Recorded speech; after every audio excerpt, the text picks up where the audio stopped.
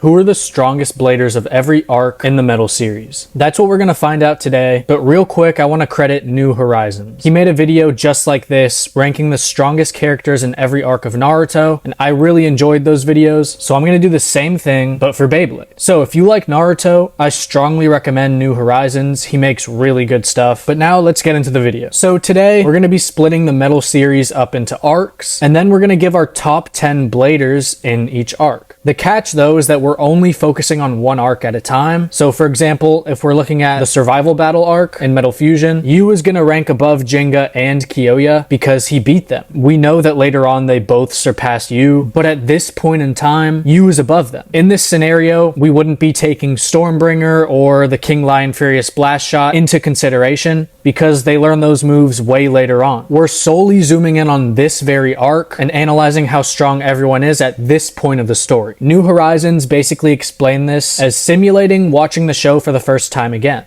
Because when we only look at one arc and pretend we haven't watched what happens later on, we end up creating a similar experience to the one we probably felt while watching the show for the first time. This allows us to see power levels naturally progress as the show progresses. So you could kind of think of this as a Beyblade power ranking, kind of like they have in the NBA or other sports. The rankings constantly fluctuate based on whether you win or lose. So that's how it's going to work. Now let's talk about the arcs. I'm sure the Metal series has official arcs, but for whatever reason, I couldn't find a clear list. So for this series, I'm kind of going to be making my own arcs. The criteria for an arc in this video is going to be 3 or more episodes, and they need to be connected by the same general story. Like we mentioned earlier, we have the survival battle arc. It's 3+ episodes, and it has the same general story, being the survival battle tournament. So while some of my arcs may not be official, I think the arcs I've made for this video are pretty close to what they actually are because I kind of just split them up logically. So let's get started with arc 1, which contains episodes 1 through 7. The name I gave to this arc is Pegasus Has Landed. I know that's the name of the first episode, but it's just so fitting. A backup name could also be the Metal Bay City arc. But anyways, this arc is all about introductions. It does a fantastic job of introducing us to the world of Beyblade and everyone in it. It seems like every episode we're meeting someone new. It's Jinga and Kenta and the Face Hunters in episode 1, Madoka in episode 2, and we even meet Doji, Hikaru, and Tetsuya towards the end of the arc. In terms of power levels, this arc is pretty low because we're just now meeting everyone. So here's the top 10 bladers from this arc. Jinga at first place is a surprise to nobody. He defeated 100 bladers on his own, and he defeated Kyoya. Jinga's head and shoulders above the rest at this point. 2 is going to be Doji because he beat the one person who we thought could rival Jinga. At this point, we feel like Doji could still be holding back some incredible power, but we just haven't seen enough for him to go above Jinga. Kyoya and Benkei fall into number 3 and 4 respectively. Then we have Kenta at 5 and Hikaru at 6. It's a shame Hikaru isn't higher because she was introduced with so much potential, but at the end of the arc she loses to Kenta. It's unfortunate that she had to be the hurdle for Kenta's development, but that's how it goes. From 7 to 10, it's all mid bladers with no special moves. We have Tetsuya at 7, Toraba at 8. Toraba's the guy from Tetsuya's backstory who traveled across the country crushing bladers with his strength. I have him above Osamu, Akira, and Takashi because in terms of bladers with the generic Beyblades, he seems a bit stronger than the average Joe. Still nothing special, but I have Osamu ahead of his friends because he is the group leader, and at this point in the story, there's nothing to separate Akira and Takashi, so they're tied at number 10. So in the first arc, power levels are very low, but it's only going to go up from here. Arc 2 is going to be a small one, made up of episodes 8, 9, and 10. This arc is going to be called Kyoya Returns.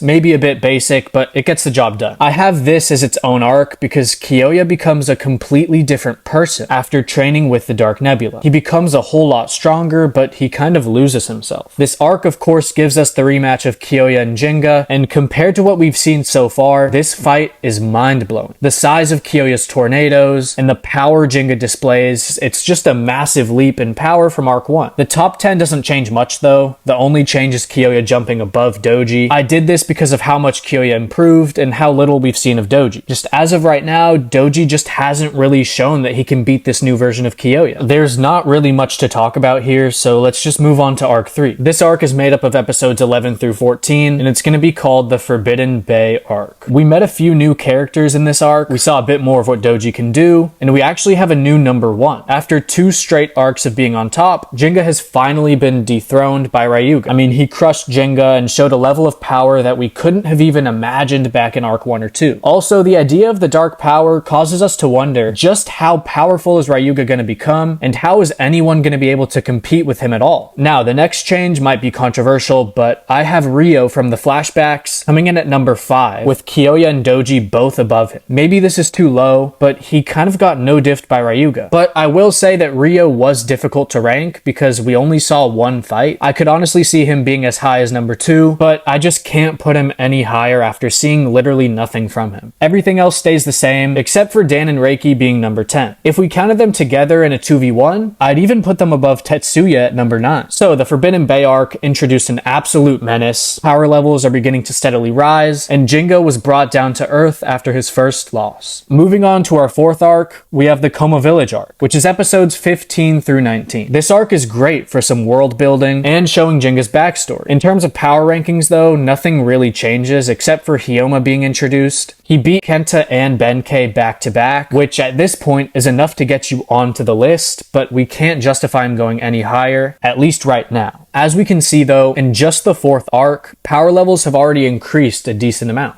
Arc 1 had 5 bladers with no special moves in the top 10, while this arc only has 1. So now let's move on to Arc 5, which is one we've mentioned before, the Survival Battle arc. In episodes 20 through 22, we're introduced to Yu and the idea of battle bladers. We also see a few other battles go down. The only change here is Yu taking the number 2 spot, and everyone else gets pushed down one. He beat Jinga and a handicapped Kyoya, but he lost to Ryuga, so he perfectly falls into 2nd place. His special move of changing the physical surroundings into sand is a huge deal, and it's seemingly unstoppable right now. We also get an accurate depiction of how strong Hyoma is, with him losing to Kyoya. So that's arc number 5, not many changes here. So let's look at arc number 6. It's our largest arc by far, being episodes 23 through 39. We're calling this one the Road to Battle Bladers arc, and it basically just follows everyone gathering their points for Battle Bladers all across the country. This arc introduces so many new characters, and it also shows old characters getting so much stronger. Power levels take a pretty large jump throughout this arc, so what I've decided to do is split it up into 3 different parts. It's still going to be one arc, but I've sectioned it off into 3 pieces. So the first section of this arc is going to be episodes 23 through 25. It's a pretty small section. The only new additions here are Tsubasa and Tobio. Tobio's unique and unpredictable style earned him the number 8 spot. At this point, I just don't see how Hyoma or Benkei could deal with his unpredictability, but then we have Tsubasa. Upon his introduction, he didn't seem like anything special. Just another new character being introduced so he could lose to Jinga. But this wasn't the case. Yes, he lost to Jinga, but even Jinga himself said that he knew Tsubasa was holding back. We don't know just how much power Tsubasa was holding back. All we know is that he's stronger than what he showed here. He was also giving Jinga advice, which kind of makes me think that he's an experienced blader who's just not showing his full cards. So Tsubasa's at the number 7, but we're really interested to see just how strong he is and what he's after. The next section of this arc is going to be episodes 26 through 33, and this section gives us a ton of answers to previous questions. Tsubasa was holding back so much power against Jinga, and we know what he was after. He's joined the Dark Nebula, and we see him tie against Yu, who's currently been 2nd place for a while now. But even after they tie, Tsubasa claims that he's still holding back more power, so he's gonna jump up to number 2. Elsewhere, we're introduced to another top-tier blader, Phoenix. Just like Tsubasa, this guy is shrouded in mystery. We don't know what he wants, but it involves Jinga. The two cross paths, and we see some incredible scenes. Phoenix creating real flames that melted metal was a game changer.